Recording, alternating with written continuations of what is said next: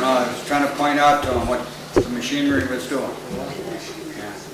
He had 105 men in a gang at one time, rebuilding the railroad. Oh, that's a lot. It was all hand work. When I was back at St. Mary's, I used to talk to some of the older nuns that taught at St. Mary's, you know, when it first started and that. And they had taught about all over, but they loved St. Mary's. They used to talk about the students. But one of the things that I always remember is that they said that in the older grades, the boys had come to school in their mining clothes because they get off shift, and then they come to school. And that they would just have, you know, they'd just be dirty, they'd have the copper water, all that sort of thing, but they'd show up for school. Well, 34 strike stopped that too. They couldn't go to work until they were 18 in the mine. What was it before, just any age, or was it? I don't know. You know, John? My father started at 15. Yeah. Became a farmer.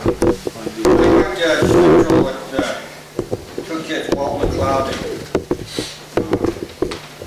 Tokel. And they used to get out of school, the two of them, they'd go down to Emma and get on the mine. And we were back in school the next day.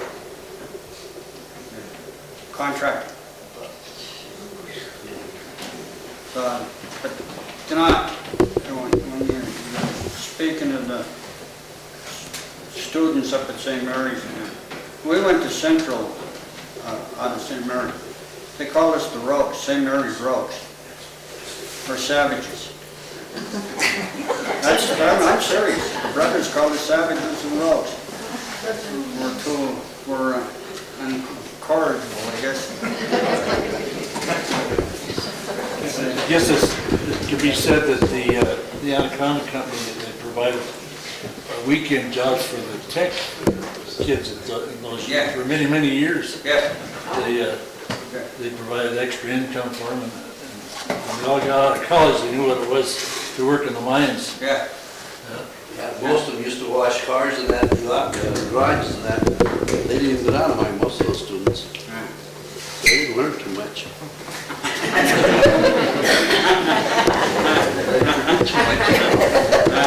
Well, I know a guy that went down and worked in mines and lost his eye after he'd been on Iwo Jima, so. They were tough. They were tough conditions, especially in that cave block.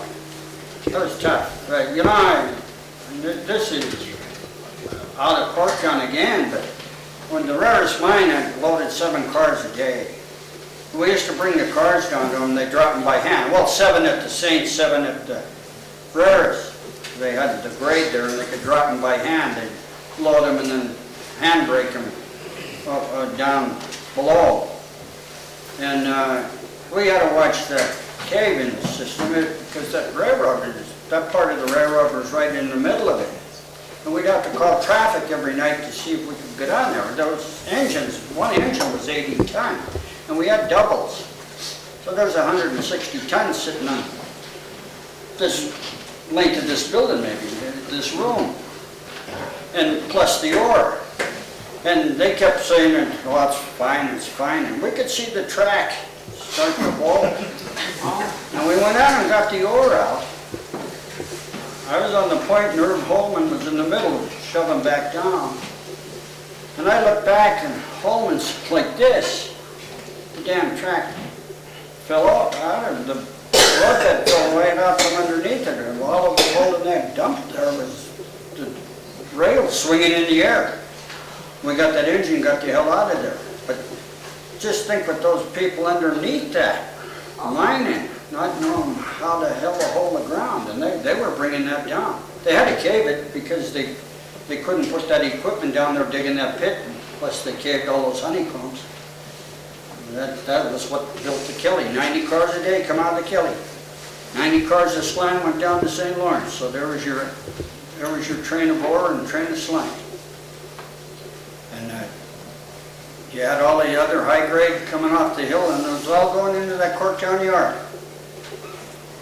And we used to have to mix that ore, 1 car of high grade with 4 cars of low grade, because the ore went through a tipple, and it would blend itself as you went through the tip, they just turned the car off. But that was all done up there in that little yard, 7 tracks.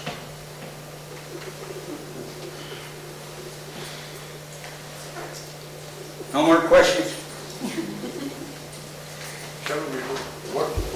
How many priests and nuns came out of St. Mary's? Well, They hadn't called them. yeah. Well, did any parish in Three out of every class. Yeah. You know, somebody was asking the other day who was ordained with who. You know, and I was trying to name them. God, when you were naming the priest, it was just, you just couldn't keep up with the St. Mary's priest. And the nuns. I think our last one was Doris Hall that just died out of Corktown. Sister Doris Hall. Lorraine Curtin. Huh? Lorraine. No, I mean, yeah, Lorraine is still in there, yes. But we only have 2 priests left. Father Sarks and Father, what is he, a general? Donnie? Oh, yeah, tough. They're the only ones left Yeah, in the diocese. That's right. Yeah. You know, that Helen the diocese was a mission to St. Patrick's of Thurles in Ireland until all of these priests started coming out of St. Mary's. And then Helen is the mission now. Guatemala, we'd send priests there. But it was a factory for priests, that's for sure. Well, you want to hear a little song? Sure. What do you want to hear? Dinner. Huh? The lady you took to dinner. Oh, I took my girl to a dance one night, it was a social hop. I danced until the lights went out and the music had to stop. I took her to a restaurant, the finest on the street. She says she wasn't hungry, boy, but this is what she eats. A dozen raw, a plate of slaw, a chicken and a roast. Oyster stew with crackers too, soft shell crab on toast. Applesauce and asparagus, her appetite was immense. When she asked for pie, I damn near died because I had but 50 cents. She wasn't thirsty and wished she could have drank. The next order that she gave, my heart within me sank. A ginger ale, a soda cocktail, a schooner, a lager beer. 2 whiskey skins and 2 more gins quickly disappeared. And after this delicate miss cleaned out an ice cream can. She says, I'll tell my mother, you're such a nice young man. I'll bring my sister along next time. I handed the waiter the 50 cents, and this is what he done. He broke my nose and tore my clothes and beat me out of breath. I took the price for 2 black eyes, he beat me most to death. He made me dance at every chance, he tossed me over a fence. Take my advice, don't try it twice if you got but 50 cents.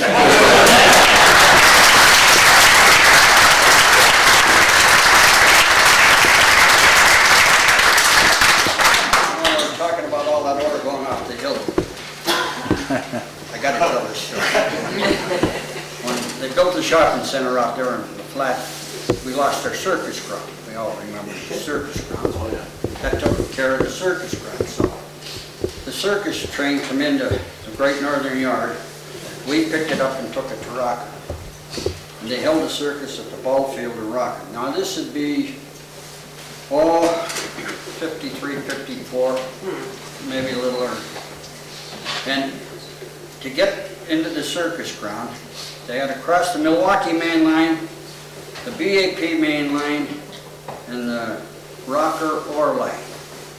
Then the creek, then the highway, and into the ground. Well, they have to have 20 elephants with them. And we're all aware how they lead elephants. The trainer gets up with the hook, with the lead elephant, takes off with him, the next one wraps his trunk around the other elephant's tail, and away they chain up and away they go. Well, he got the 19 elephants across the Rocker line, And here come a goddamn ore train running away. 60 cars of ore, 55 tons to a car, and they lost the ore and they were coming. And it hit the 20th elephant and killed it. Well, the claim agent come down to settle up the claim with the little fella, and he says, we decided we're gonna pay you $5,000 for that elephant. And the trainer says, more like 50. He said, good God, man, we only killed one elephant. He says, I knows that, but you pulled the ass out of the other 9.